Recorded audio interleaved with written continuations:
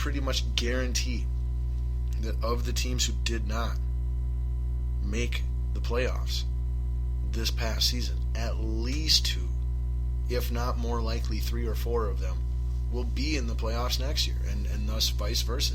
That many teams who made the playoffs won't be in the playoffs the following season. So that's one thing that we can learn and incorporate and make us better prognosticators and analysts in the future, moving forward. So, all right, well, we'll close out with just a little bit of football news here, and then we will be done with football talk. We'll get to the other sports and try and find a way to wrap up this show.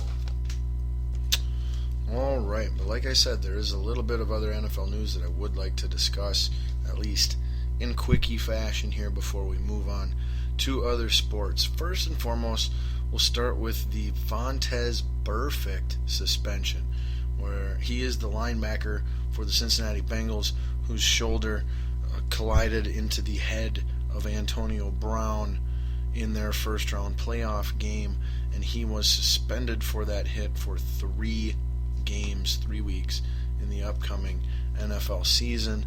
I thought it was absolutely absurd. Just simple physics. Okay, let's listen to the story. A guy hit another guy in the head with his shoulder. Okay? And the guy who did the hitting with his shoulder never left his feet. His feet did not leave the ground. Okay.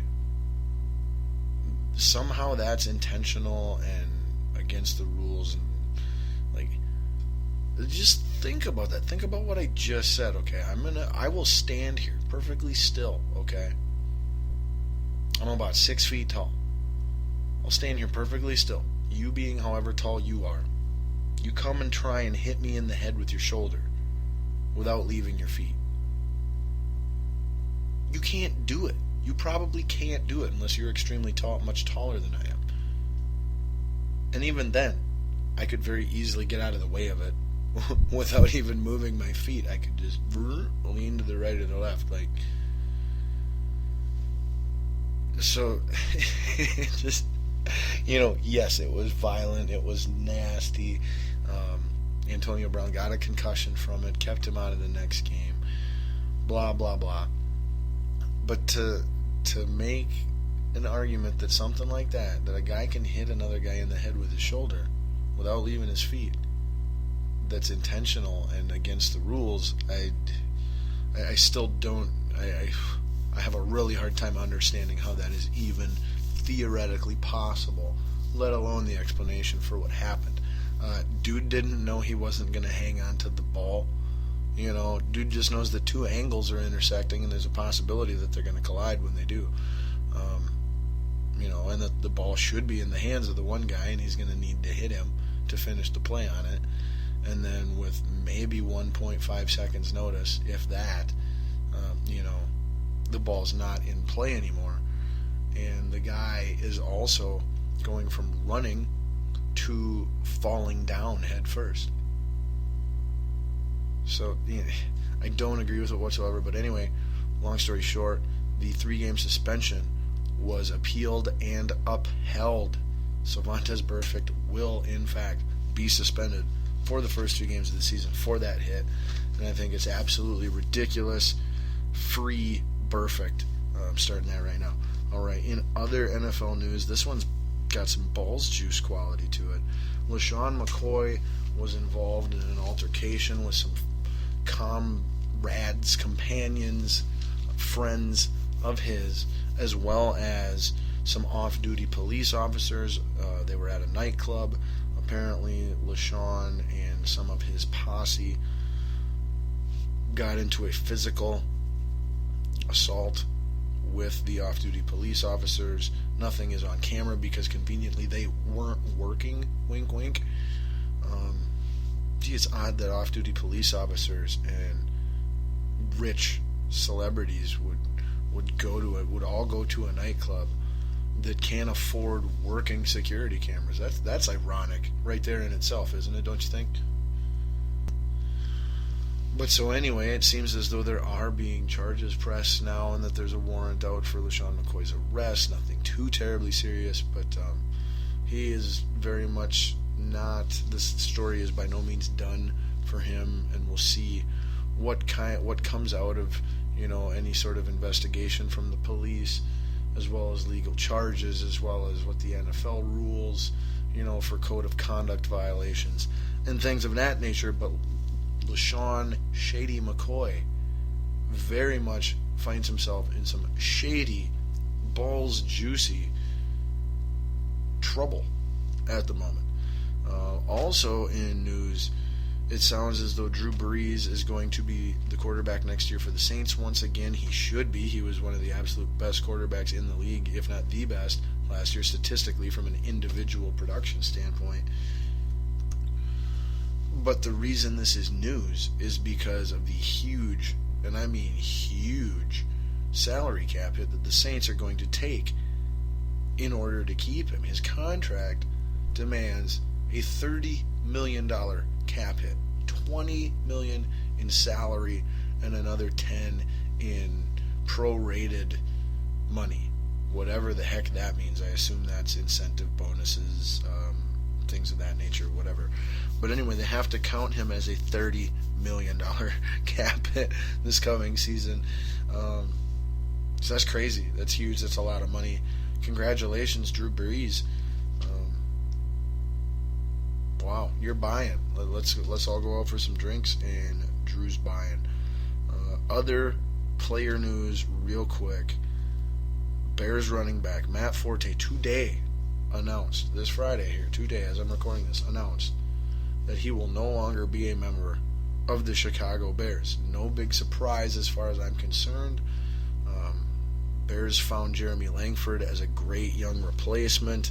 Matt Forte he can't, for what the Bears have to pay to have him, he can't contribute to wins the way that they need. They're in a rebuilding mode that demands much more than just a high-paid running back, and that can get in the way of a lot of the rebuilding they need to do. So, no shock. Actually a good business decision on the Bears' standpoint. Unfortunate for the fans of the Bears and for Matt Forte, obviously, as he's been a great player for their organization. But I'm sure Matt Forte will find a good landing spot. The two top suggestions I've heard that both make a lot of sense would be going to Dallas to run behind, to finally, have a adequate, appropriate, acceptable replacement for DeMarco Murray and go run behind that amazing offensive line they got down in Dallas, or go to Bill Belichick and the New England Patriots and be their, pass catching, versatile back. And oh my gosh, you give them that weapon for a couple years, they'll turn him from a Pro Bowler to a guy that you're going to have to ask, is he a Hall of Fame candidate? And of course there are many other options as well, teams that he could go to, but I think those are by far the two leading candidates, and they'd both be fantastic situations for Matt Forte. So I'm sure he'll find some work, and he's got a say in it, ultimately, where he goes and what he doesn't. He'll get paid one way or the other, and he'll be just fine. And the other big cut that I wanted to point out that was made that will affect free agency and possibly my and maybe your Minnesota Vikings is the New Orleans Saints parting ways with former Pro Bowl guard, I want to say he's about 32 years old, still prime age for an offensive lineman yet, Jari Evans. This guy has been a stud for almost the entirety of his career at guard. Was at one point in time one of the top 5 guards in the NFL for several seasons. He would be a fantastic free agent acquisition to come in, put at left guard, get Fusco out of there. And all of a sudden we got him in between Khalil and either Berger or Sullivan. I'm thinking Berger personally. I don't count on Sullivan at all coming back, and I think Lodeholt should just be gone for what he's going to cost to bring him back, based off of what we have for factual evidence of how good he is and how good he isn't, how good he can be. Doesn't make sense. So I think you got Khalil, you get Evans, you got Berger, you re-sign Harris, or you move, or you, if you still got Fusco, you can plug him back at right guard then. If you don't keep Harris, I hope they keep re-sign Mike Harris. I really hope the Vikings re-sign right guard Mike Harris. He ended up having a great season when it was all said and done. Or you can move TJ Clemmings to right guard, which was the plan last year when he was a rookie. He was forced to play right tackle, but I'm not as against TJ Clemmings staying at right tackle as a lot of other people here in Minnesota are. They just rip it. They don't understand how average, how decent, how acceptable he did. He was by no means an A student, if we think of it that way, but he was a freshman in senior level classes, thinking of a rookie in the NFL, and he finished the season with a passing grade.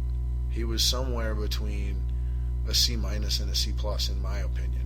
I could see someone going as low as a D or a D+, but I would disagree with that personally when you've got the league-leading rusher on your team that you're blocking for, and a lot of that is actually going to the right side of the line. So, but anyway, it's exciting. There's someone other than veteran wash-up that we didn't want in the first place last year and isn't going to be any better next year, Evan Mathis, for crying out loud.